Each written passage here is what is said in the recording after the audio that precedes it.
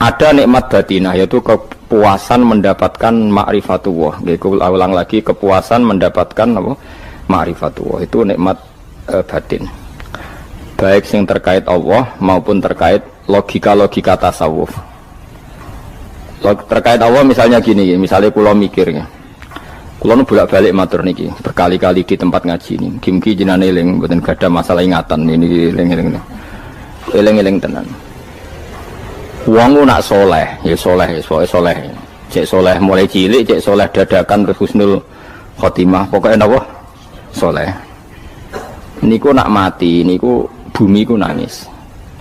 Nangise bumi ku kekurangan utawi kalong wong sing sujud ning ndekne.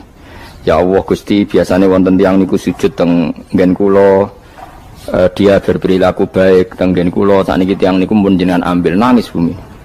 Sakniki sing urip arek bedua-bedua, damel narkoba, damel ngefly, damel macam-macam lah. Itu nangis bumi. Langit semeneng. Semeneng. Gusti matur nuwun Gusti, orang itu saya tunggu lama, sekarang sudah engkau angkat ke tempat kami. Maksudnya diangkat teng langit. Sing bumi nangis, sing langit napa? Seneng. Nah, kemudian kita berpikir begini, bumi kok iso nangis ku piye? Nah, itu terserah sampean apa termasuk ulama zahir apa termasuk ulama batin. Kalau ulama zahir mengatakan bumi nangis itu mau kinayatun anil husni. Pokoknya pantese bumi ku susah, wong kelangan putra terbaiknya. Tapi nak cara ulama-ulama hakikat yang mengenali sekali betapa kudrohnya Allah, betapa kudrohnya Allah itu tidak terbatas. Itu yang meyakini bumi nangis itu nangis tenan. Misalnya ngaten kula tak terangno malih ya. Kowe bayangno dadi Nabi Adam, ngrungokno kowe. Kowe bayangno dadi Nabi Adam. Nabi Adam tenan maksudnya. Terus Nabi Adam orang pertama dia tahu betul kalau dia dicipta dari bumi. Dan dia pula tahu betul, beliau tahu kalau dia bisa ngomong, bisa mikir, bisa macam-macam.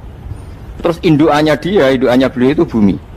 Mesti pikiran Nabi Adam, jangan-jangan bumi ini juga bisa berpikir kayak saya. Ini kan materi saya, karena saya dari bumi ini bisa ngomong, bisa melihat macam-macam. Terus bedanya apa menurut sobek napa? Umpama kowe dadi Nabi napa? Adam. Orang yang dekat sekali, qoribu ahdin, dekat sekali dengan kesaksian kudroh Allah. Gini ku dekne roh nak materi ini ke bumi, dan dia orang pertama yang orang lali kamane. Tapi ketika sudah ribuan orang, mungkin jutaan orang, lali, seakan-akan bumi itu tidak jenis dari kita. Bumi adalah hal yang berbeda dengan kita. Kita manusia berakal, bumi itu benda mati. Terus kowe katut wong goblok-goblok, bumi itu benda mati. Sajane ya rada kriminal wong Islam muni bumi itu benda mati. Enggak bisa berpikir, yang bisa berpikir hanya manusia. Itu kengawuran-kengawuran yang kita ciptakan sendiri, kita wariskan turun-temurun. Umpama kowe iku dadi ulama, ngomong ngono iku isin. Bumi kok nyekseni kowe sujud, banyu nyekseni mbok pangan, mbok ombe kanggo sujud. Semua itu bersaksi tentang kita. Nggih, lan nek sampean tanglet kula, cara melogika gimana? Begini, tak wari cara gampang-gampangan nggih. Tak warai tauhid sing kasyaf. Tauhid ini yang dawuh Sayyidina Ali lau kusifal khoto umastatu yakinan. Umpama somben tutup-tutup iku dibuka, akulah imanku ora tambah mbek pangeran. Karena tren dunia dan akhirat sama. Zaman ning dunia ya Allah ala kulli saing godin, kok zaman ning akhirat ya Allah ala kulli saing. Cara Sayyidina Ali, somben aku wis matilah imanku ora tambah, meskipun aku ora swarga neraka. Lah kena napa? Darah padha wae, ning dunia ya pertunjukan kudratullah, ning akhirat ya pertunjukan kudratullah. Jadi pikirannya Sayyidina Ali seperti itu. Saya kan lahir misalnya tahun 1970. Berarti mulai Nabi Adam itu saya kan nggak ada. Ngerti-ngerti ada. Saya mengira waktu zaman tidak ada itu panjang apa cepat?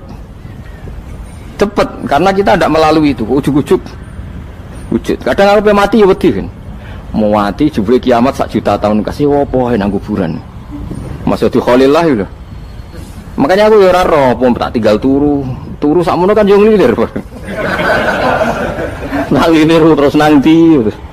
Apa mlaku-mlaku nang donya apa piye nak turu ya kok ngani ngoyo turu kok ribuan tahun lintas. Terus ya apa jajal? Sampeyan tak takoki, misale sampeyan ning kuburan iku apa? Apa ngadepi muka nakil tukaran terus itu keselen tukaran kok nopo ratusan ribu mungkin. Nah terus kita dilatih. Kata Sayyidina Ali gampang latihan seperti kata Sayyidina Ali apa gampang udah jadi wong alim. Pada akhirnya kita ini aku zaman urip yo ora roh karepe. Ngerti-ngerti urip, mati yo ora roh karepe. Pas mati sampean petangin dah yo ora roh karepe. Pokoke wa mata sauna illa ya Allah. Makanya masyhur itu dia ketemu orang ateis. Dia orang ateis itu anti Tuhan, anti Tuhan pokoknya. Dia ditanya, lalu kamu hidup itu karena siapa? Ya enggak tahu hidup. Lalu kamu mati yang menentukan siapa? Ya enggak tahu, kalau tahu mati. Ya berarti Anda enggak bisa menentukan diri kamu sendiri. Akhirnya dia taslim, ya ada yang menentukan lah, ya ada yang menentukan itu dalam Islam disebut apa? Allah, disebut kalimatu haqqin alaiha nahya wa alaiha namut. Jadi kalau maknani itu kalimat yang benar-benar nyata, yang karena kalimat itu pula kita mendapat kehidupan, yang karena kalimat itu pula kita mati, yang karena kalimat itu pula kita akan bangkit lagi. Itu yang makna hakikat. Tapi kalau makna syariat nggak begitu. Kalau makna syariat begini, dan ini benar juga. Mengenai kena ada di ulama, ciri utama ulama itu jami'ul bayan. Dia kalau menjelaskan itu indah sekali, dan orang pasti taslim. Sama saya tak warai tenan. Sama kan biasa wiridan la ilaha illallah kan biasa, mulai mimpin tahlil sampai kepeksa mergo do tahlil melok, sampai sing darani bid'ah akhirnya ya melok tanggane napa? Tahlil. Soale wae. Kata Ibnul Qayyim Al-Jauziyah dalam kitab Zadul Ma'ad. Kitab Zadul Ma'ad itu kitab kesayangannya Sayyid Abdul Al-Haddad. Sayyid Abdul Al-Haddad itu pengarang kitab Zadul Ma'ad. Padahal kitab ini dikarang oleh muridnya Ibnu Taimiyah. Abdul Al-Haddad itu gak seneng Ibnu Taimiyah tapi seneng muridnya. Jadi di sini ulama ya demokratis. Gak seneng gurune tapi seneng. Saja nih Ibnu Taimiyah itu orang baik. Ya ulama top ya baik, ya waras top.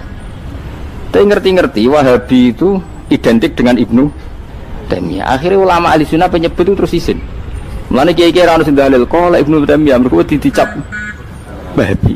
Padahal Ibnu Taimiyah wong alim. Di kitab-kitab kita termasuk Syekh Muhammad Piyambak nanya Ibnu Taimiyah qala Syekhul Islam lho qala. Tapi kan ini sudah milik Wahabi sehingga kita ini terus akhirnya gak gelem nyebut. Jadi kitab koyo dalil fastabiqul khairat iki apa par iki dadi dalil yo dhewe-dhewe. Wah parah tenan wong-wong. Dulu saya melihat orang enggak kunut itu ya biasa. Mergo saya sebagai wong alim ngerti iku madzhab Abu Hanifah. Saiki nek ora kunut Muhammadiyah.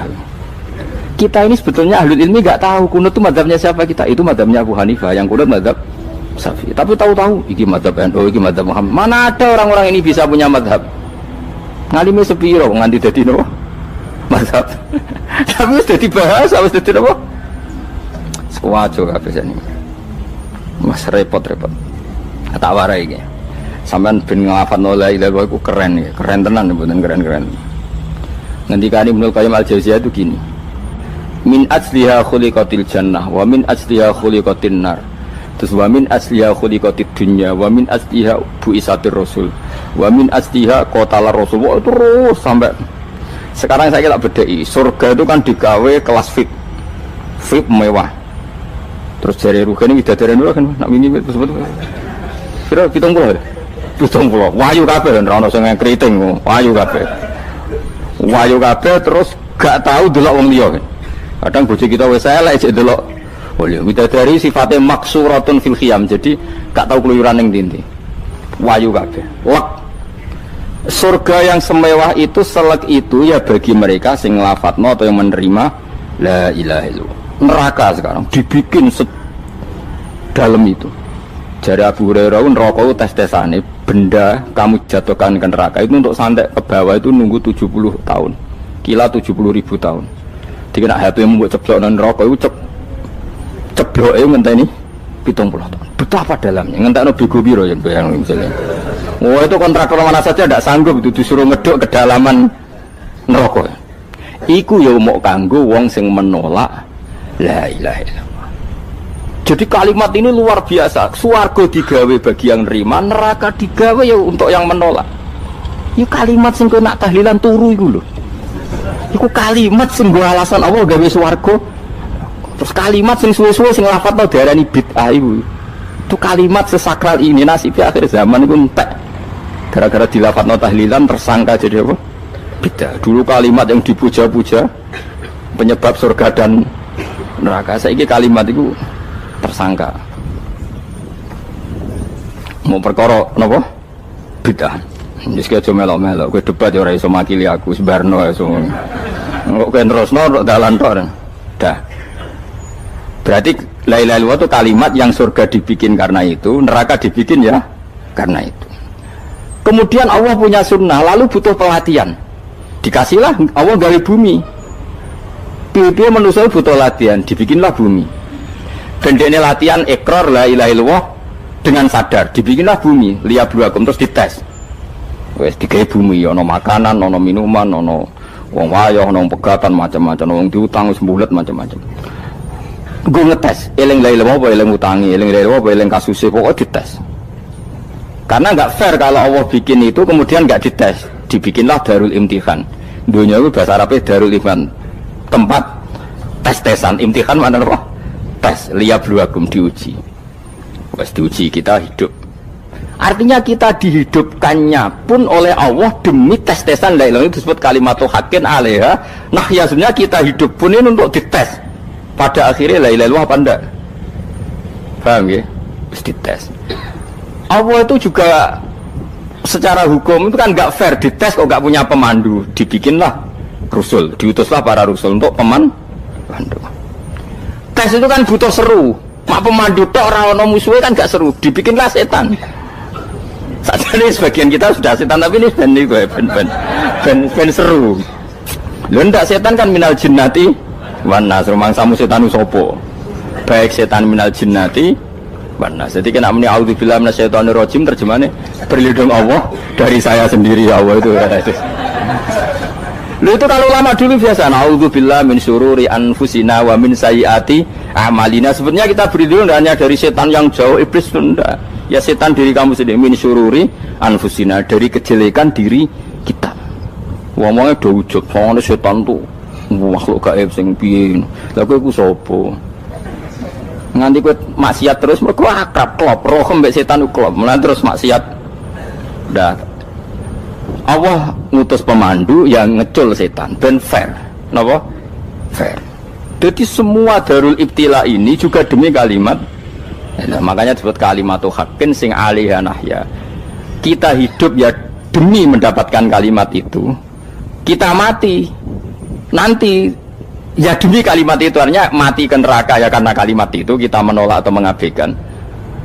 Masuk surga ya karena kalimat itu kita hormat, kita benar dalam memperlakukan kalimat itu. Berarti alaiha nahya wa alaiha nam. Terus wa alaiha nub'as karuan, kalau kamu termasuk minal aminin ya nub'as minas solihin, kalau minal kafirin ya nub'as minal zalimin. Tapi semua desain dunia ini hanya demi kalimat la ilaha illallah Muhammadur Rasulullah. Nah ini kan penting. Bagaimana mungkin kemudian kalimat sesakral ini, sehebat ini, kemudian ada orang tahlil kamu tidur? Kok iso? Kalau janggal kok iso wong turu? Misalnya kayak mangkel, kalau mangkel sing mimpin Gus, wira barbar. Bagaimana mungkin kalimat yang menyelamatkan Anda kemudian Anda anggap problem? Elek gak? Apalagi kamu anggap ini bid'ah. Nak cara kula oke lah, ndongakno mayit itu gak ono tuntunan Nabi. Tahlilan gak ono tuntunan. Tapi wis muni tok kono tok.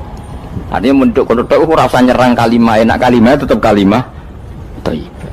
Soal kowe ora seneng sing tahlil, mergo tiga profesi lah iku wonge wae gedhinge aja geman. Ya saya misalnya, saya kadang nggak cocok sama mubalek karena kadang profesi. Tapi saya tidak pernah anti pengajian, bagaimana pun membawa syiar Islam. Tapi kalau mubalek kadang orang seneng, kadang takut untuk epiro. Bareng sangoni sidik, gak sumpah be transportasi ini. Lah ngono kok mbok senengi iku piye? Tapi kita terus gedeng keliru iku sing nggawa syiar Islam. Mana ada pengajian didengar orang banyak tanpa mubalek? Gak iso. Ini iso melepukno barang-barang ra penting jadi penting iso. Lah cara guruku teng sareng ning ape mlepuk kanggo panggung barang perkara. Tapi kadang ya benar. Yang namanya mudin mubalek ya itu bisa benar bisa salah, tapi kamu nggak boleh gedeng kalimatnya. Pilih kalimat itu kalimat hak. Nah, ini penting kula utarakan sehingga zaman Nabi Sugeng ini rungokno tenan ngaji kula. Zaman Nabi Sugeng ada sahabat Namanya itu Usamah bin Zaid. Ini sahabat kesayangannya Nabi, hibbu Rasulillah. Usamah itu diutus Nabi perang. Ini dengerin ya, diutus perang. Pas perang itu si kafir tadi memenggal temannya. Ada yang tangannya putus, kakinya putus. Wah, seorang kafir ini sudah luar biasa. Bacok sana, bacok sini. Ketika terdesak oleh pasukan Usamah, kebetulan Usamah ini cakap ya, sama beberapa temannya orang Ansor. Orang kafir yang sudah Koto'a arjulana wa koto'a aidiana, dia pas terdesak bilang la ilaha illallah. Terus sama Usamah tetap ditusuk, dibunuh karena dia berpikir ini qolaha muta'awwidzan, dia melafadzkan kalimat itu hanya berlindung dari pembunuhan. Setelah dilaporkan Nabi itu marah besar. Nabi ngendikan kaifa anta ya Usamah bila ilaha illallah idza ja'at bika yaumal qiyamah. Kowe nak ditakoki la ilaha illallah ku piye? Piye-piye wis ngomong la ilaha illallah, tapi sampai ngomong ngoten sakwise ngetoki tangan kula, maksudnya tangan kula tangan kelompok saya, kaki saya. Nabi tetap jawab kaifa bila ilaha illallah idza ja'at bika yaumal qiyamah. Pokoknya Nabi menyoal terus. Sampai menjadi fatwa ijma'nya fuqaha, siapapun yang melafatkan la ilaha illallah harus kita terima meskipun qolaha muta'awwidzan, meskipun saat melakukan hanya cara zahir berlindung dari kematian, sehingga kita terima. Orang kafir yang 80 tahun kafir melafatkan la ilaha illallah 1 menit menjadi mukmin. Sampai ada ayat qulil ladzina kafaru iyantahu yufar lahum ma qad salaf. Ini kalimat yang sakral, bahkan kafir yang 80 tahun saja menjadi mukmin hanya karena melafatkan la ilaha illallah. Mulanya yang ngaji saya, yang seneng saya, jangan pernah kamu mengatakan ada bid'ah yang orang bisa jadi kafir. Bagaimana mungkin orang mukmin yang ke kuburan dan melafatkan la ilaha illallah kamu katakan kafir? Padahal kalimat ini yang kafir 80 tahun saja menjadi mukmin. Saiki ana wong nglafatno la ilaha illallah mergo salah tempat pinggir patok mbok arani kafir. Lho kok aneh. Wong sing kafir 80 tahun dadi mukmin iki gara-gara nglafatno la ilaha illallah dadi kafir. Mergo mau salah tempat ning pinggir apa? Patok. Mboten ora cocok muni nganggur, wong sering ziarah ku nganggur. Nyatane ya tenan. Cara dekne pegawai negeri ora sering ziarah. Nah, tapi ora usah muni kafir gak mungkin lah. Coba kalimat ini itu orang kafir yang 80 tahun menjadi apa coba dengan melafadzkan kalimat ini? Mukmin kan? Berarti kalimat ini adalah kalimat penghilang kekafiran. Lalu karena dilafadzkan secara salah dianggap kafir. Hanya karena bid'ah itu tidak mungkin. Makanya sebetulnya Wahabi yang alim-alim itu tidak berpendapat demikian. Saya punya beberapa referensi Wahabi yang alim itu tidak pernah mengkafir-kafirkan orang karena perdebatannya seperti itu. Tapi saat ini wis kuwajo. Sebenarnya kalau orang alim itu ya mirip-mirip, entah Wahabi entah tidak mirip-mirip. Karena kalimat tadi. Wahabi itu kitab terbesarnya itu Ibnu Taimiyah. Ibnu Taimiyah itu punya murid Ibnu Qayyim Al-Jauziyah. Itu sampai sekarang saya lihat di fatwanya Ibnu Taimiyah itu begitu hormat sama orang-orang kita ini sama. Tapi tahu-tahu lewat penyaduran sana sini terus menjadi kacau. Jadi kalau balik ini malah ya, sampai nak kepengen dua nikmat batinah seperti tadi yang saya utarakan. Swarga dicipta sedemikian mewah ya demi yang menerima la ilaha illallah. Terus neraka dibikin se ekstrim itu juga bagi yang nolak. Kemudian dibikin daru pelatihan yaitu dunia ya karena kalimat berarti kalimat itu luar biasa. Wa biha qamatis samawati wal ardu. Kalimat ini pulang menjadikan langit bumi berdiri. Bon.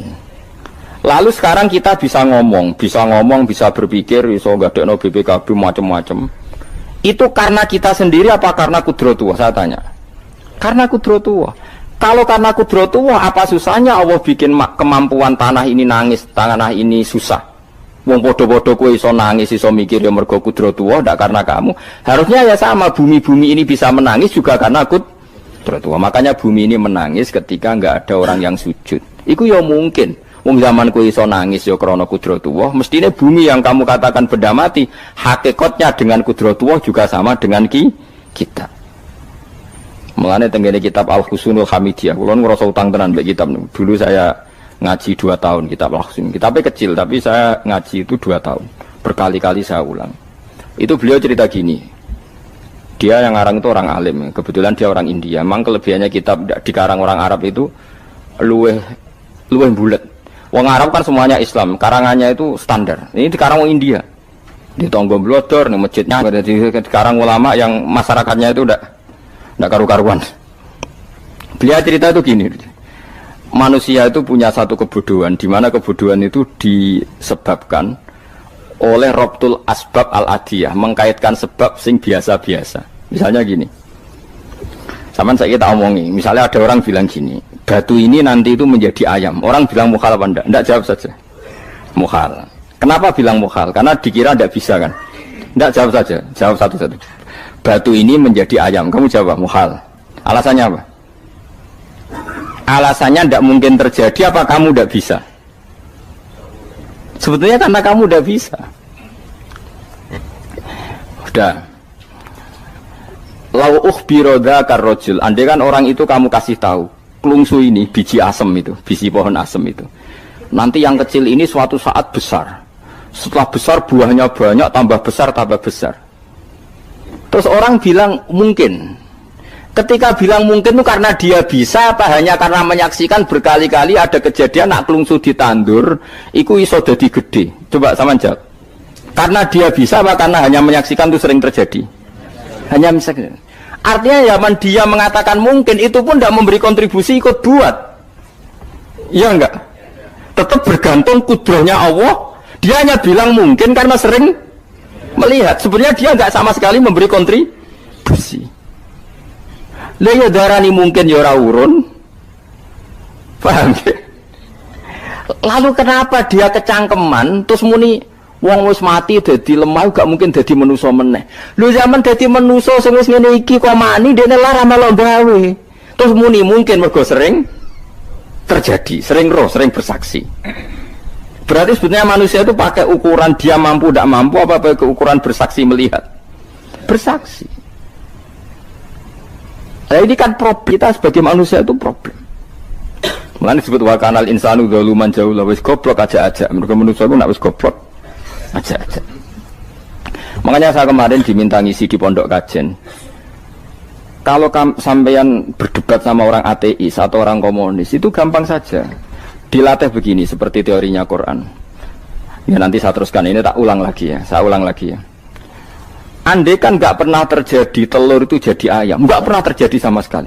Telur itu jadi ayam. Terus kamu mengasih tahu orang tadi, telur ini loh nanti jadi hewan yang hidup terus terbang. Mesti dia bilang mukhal, mau benda mati kok nanti jadi benda hidup yang terbang ngalor ngidul. Berhubung sering terjadi dan dia pun tidak ikut bikin, bilang mungkin. Paham ya? Saya ulang lagi ya. Berarti dia bilang mungkin karena sering apa? Terjadi dan dia lihat. Andai kan pertama kali nggak ada telur sama sekali yang jadi ayam, terus pengalaman pertama di dunia belum pernah terjadi. Kamu kasih tahu telur ini nanti jadi ayam terus terbang. Orang ini bilang mukhal enggak? Mukhal. Berhubung sering terjadi bilang enggak? Mukhal. Nah berarti kita nanti bangkit dari kubur gampang saja bagi Allah. Cuma belum pernah terjadi kamu mengatakan mukhal. Nah makanya otak kita harus dibenahi. Makanya jogeman percaya ambek yang pernah kita lihat, yang sering kita lihat. Percayalah dengan akal, tapi akal waras tuh ya. Karena waras itu serepot tatanannya wangil. Makanya Islam itu melatih. Kul falillahil hujjatul balighah. Misalnya begini ya, dulu kalau Gerwani atau PKI atau siapa saja lah, itu kalau melatih anak-anak TK, makanya seorang ulama harus punya kecakapan penjelasan ibanatul ahkam. Itu anak-anak kecil dilatih. Anak-anak kamu terpejam, mintalah manisan sama Allah. Ya Allah saya minta manisan, saya minta permen. Terus disuruh buka, dapat enggak anak-anak? Enggak dapat bu. Wah berarti Allah enggak ada. Sekarang minta sama bu guru. Bu guru kami minta permen dikasih. Berarti yang ada bu guru bukan Tuhan gitu. Akhirnya jadi gerakan ateisme. Nah sebetulnya untuk melawan gerakan itu kita harus melatih begini misalnya gini. Saya itu pernah ketemu sama orang yang berpikiran komunis. Oh komunis juga. Dia nantang saya gini, Pak Bapak, pokoknya saya tidak bisa nerima konsep Tuhan sebelum Anda bisa menjelaskan kenapa ada Tuhan. Jadi, bocah kok elek ini. Nah, aku ngerti aja, sak cerdas ini tetap cerdas aku yakin tetap cerdas aku. Rasanya selain raine seram meyakinkan, tapi pikir tetap cerdas. Kulo itu kan wong Quran gitu, artinya punya pikiran panjang. Mungkin di antara orang Islam kita ini tidak punya kecakapan menjelaskan. Tapi kalau orang sering baca Quran, apalagi dia ngaji tafsir ya, yang waras, maksudnya waras lah. Terus rapati seneng duit, barang ini penting. Kalau seneng duit, mari goblok. Yakin ulama seneng duit, mari goblok, tak jamin. Umpama alim ya kelas B, kelas C gak bisa, tahqiq gak bisa. Kalau tahu dikandani konco kalau riyen ambek jenengan udah bisa kaca akeh. Lah kena apa? Cok seneng duit kok. Duit masalah bagi ulama. Orang duit itu masalah kan ya. Maksudnya rasa senang tapi ojo terus gak duit. Sekarang saya tanya, Quran itu melatih kita gini. Quran itu sederhana kalau ngelatih tauhid. Tapi orang pasti ingat. Kata Allah gini, nggak apa-apa, saya tidak Tuhan, nggak apa-apa. Kamu yang Tuhan. Tapi buktikan kalau kamu Tuhan. Caranya gini.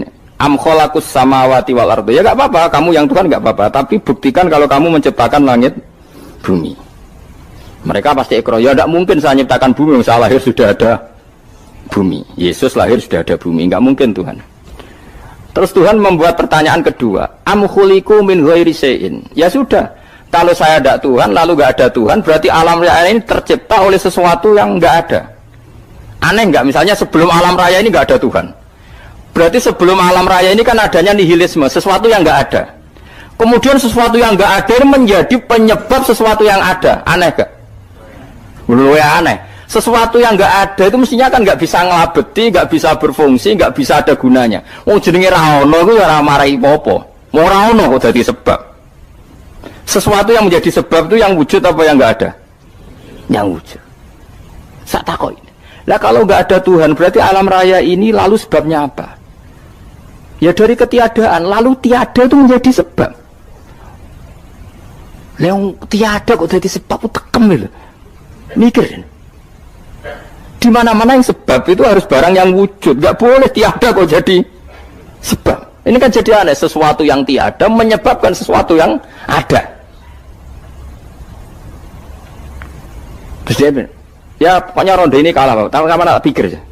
Pikir nganti mati temenang aku ngono.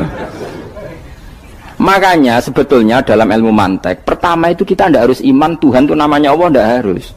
Makanya pertama dikenalkan, sementing kenal Tuhan itu ada dulu. Disebut zat sing wajibil wujud, belum disebut namanya Allah. Allah itu disebut nama Islam, itu paham ya? Saya ulang lagi, Allah disebut itu nama Islam. Tapi kalau penemuan akal hanya sampai kita ini butuh zat sing wajibil wujud, sing menjadi penyebab semua alam raya ini. Di bahasa Arab disebut musabbibul asbab. Belum menyebut Allah musabbibul asbab.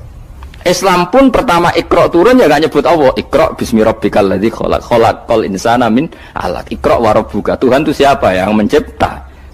Nah, yang mencipta ini oleh syariat Islam disebut apa? Tapi dalam logika yang penting kowe kenal sik ana musabbibil asbab. Pastikan bahwa alam raya ini yang wujud pasti disebabkan sesuatu yang ada. Enggak boleh barang wujud kok diciptakan oleh sesuatu yang tidak ada. Yang gendeng ora barbar barang ra ono mbok sifati al khaliq. Sing gawe langit bumi apa? Pencipta. Penciptane apa? Sesuatu yang tidak ada. Kowe ikhlas dutek ngono kowe ikhlas ta ora? Gak kowe ikhlas ta ora dutek ngono kowe ikhlas ta. Kowe gelem dadi bodho niku. Gelem kan? Mboten. Nah, nikmat ngono jenenge nikmat batin. Mulane sing suwenang mbek kalimat la ilaha illallah. Wis ana sing bid'ahno Allah iku wong nganggur wis beno sak uni-unine. Tapi kadang memang kita berlebihan. Tahlilan rabar-bar matang puluh dina ini rabar-bar. Muga alasane wis disangoni akeh tahlil sedih lho. Sakake penggemar sing keselen sing rantuk sangu ya butuh cepet.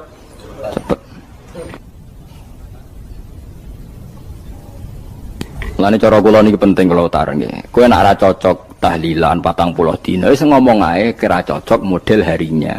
Tapi ki aja menolak kalimat la ilaha illallah iku disifati Kanjeng Nabi kalimat thayyibat. Wong Nabi nyifati thayyibah, kalimat yang suci kok nyifati bid. Tak soal kira cocok wong sebut. Misalnya kamu bilang saja wong mati wis sangu amale lha apa didongakno barang. Nek kowe pengen ndonga ora usah ndonga. Wis ora usah biasa wae. Kula lah mbok dongakno ora seneng. Gak meyakinkan. Karo dene mlebu swarga butuh dongamu ora ono swarga fadhole pangeran apa mbok dongano barang. Nah, tapi kowe donga aku ya seneng. Senenge ya semau lah timbang nyanyi-nyanyi rame-rame sadok dongane. Mbok mandi mbok ora pokoke dongane. Saya ulang lagi ya. Makanya Quran itu melatih logika sampai seperti itu. Am khalaqus samawati wal ard bal la yuqinun sampai terus diulang-ulang. Am khuliqu min ghairi syai'in. Kalau mereka merasa Tuhan nggak apa-apa, tapi buktikan mereka ini wujud sendiri tanpa sebab. Atau begini, kalau mereka tidak tahu sebab pencipta langit bumi, mereka sendiri suruh yakin kalau mereka adalah penciptanya. Amhumul khaliqun, nggak apa-apa. Ya tapi masih Abu Jahal gendeng lah, masih Abu Lahab ngawur lah, nak takoi. Ya wes pangeran kowe ke sing gawe langit bumi. Penggemarnya saja pasti tertawa. Masa Abu Lahab darahnya pencipta langit bumi, wong lahir ning bumi. Tapi Quran oleh nggak jawab, am khalaqus samawati wal ardo. Apakah mereka menciptakan langit bumi? Bala yuqinun, mereka pun tidak pernah yakin. Jadi itu pangeran. Makanya di mana-mana orang alim itu suka debat.